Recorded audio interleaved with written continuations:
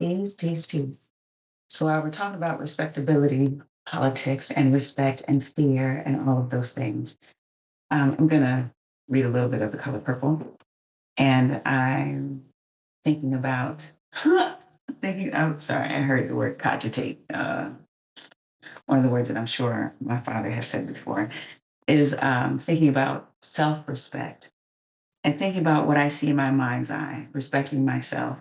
So, there's a part in the color purple where Suge is asking Celie what God looks like to her. Then she say, "Tell me what your God looked like, Celie." "Oh no," I say, "I'm too ashamed. Nobody ever asked me this before, so I'm sort of took by surprise. Besides, when I think about it, it don't seem quite right. But in all I got, I decided to stick up for him just to see what Suge say. Okay, I say, he big and old and tall and gray bearded and white. He wear white robes and go barefooted. Blue eyes, she asked, sort of bluish gray, cool, big though, white lashes, I say. She laughed. Why you laugh? I asked. I don't think it funny. What you expect to look like, mister? That wouldn't be no improvement, she say. Then she tell me this old white man is the same God she used to see when she prayed. If you wait to find God in church ceiling, she say, that is who is bound to show up, 'cause that's where he lived. How come? I asked. 'Cause that's the one that's in the white folks' white Bible. Sure. I say, God wrote the Bible. White folks had nothing to do with it.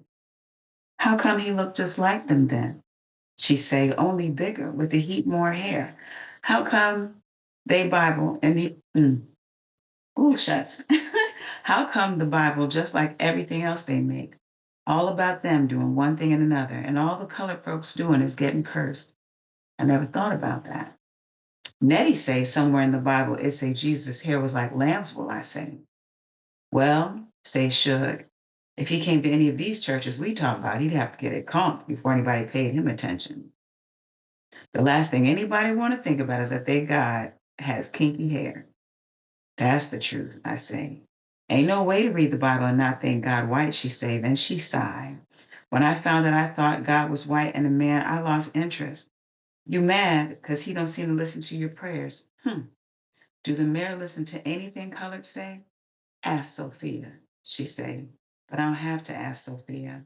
I know white people never listen to colored, period. And if they do, they only listen long enough to be able to tell you what to do. Here's the thing, say Shug. The thing I believe. God is inside of you and inside everybody else.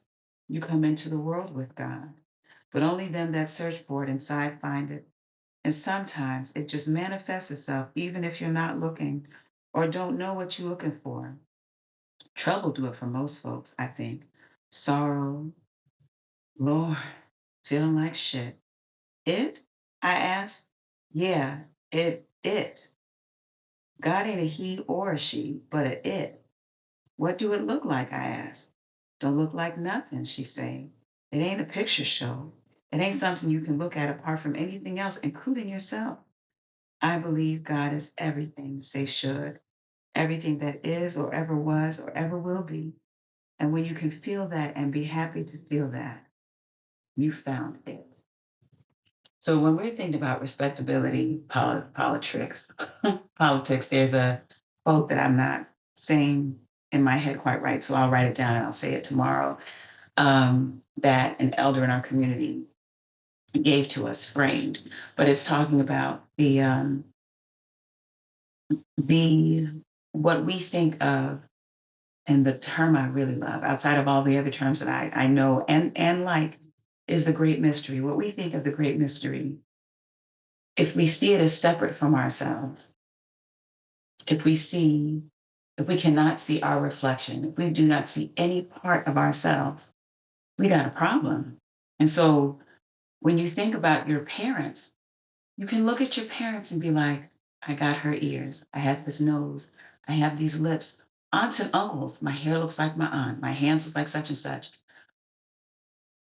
However, we think of the creator, the universe, there ought to be a reflection of us in that great mystery, and that great mystery ought to also reside in us. So when we think about anything that would cause us to have to alter ourselves and fit into difficult boxes to be just honored as human beings, then we got to do some work. We want what we see in our mind's eye to be us, that what we feel in our mind's eye is the connection to what is great and beautiful and beyond, and also small and wonderful and inside. It should reflect that we are children of that we are part of that we are derived of that. So when I think of giving respect to earn respect, you give respect here first, and then what's in here draws the respect from outside, as opposed to reaching outside of ourselves to look for respect instead of playing into respectability politics and wearing, doing, saying, playing, being whatever something externally says to earn respect. And even in reading Seeley's view of God, masterfully written by Alice Walker, that many of us feel that way, that there is a being that is not a part of us, that sits outside, looks down on us, is always ready to punish us, and that affects our sense of self-worth. So in giving disrespect to earn respect, it feels like filling up a cup to overflowing so that everything that's around you is just the beauty of what you need that draws things to you. It is filling yourself up so much that what is outside of you is attracted. It's magnetism.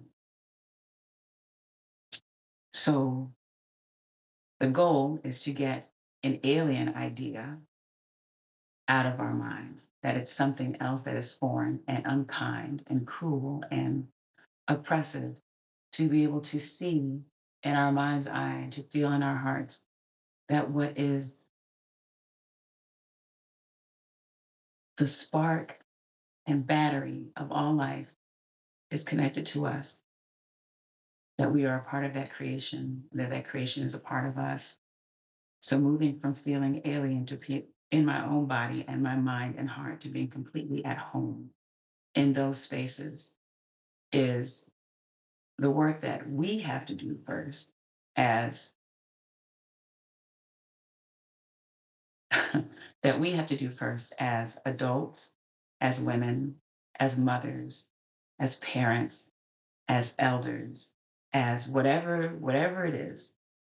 We have to do that work for ourselves to get something alien out of our minds before we can ever share it with other people, especially with our children. So when we talk tomorrow, I'll be talking about some of the ways that I, we have worked on removing this from our children. And sometimes this work happens alongside each other. That the work of making sure that we are grounded in ourselves, that we can see that beauty of the great mystery that Shook speaks of that is connected to us and everything around us, that we do that work in ourselves and then that we are able to share it with our children. So that's me today. I have to wear these glasses to read the books, but then I can't see so well. So this is Reverend Okomfo Mwalimu Yogi Dula, Sister Mama Adi, saying, I'll see you tomorrow. Peace.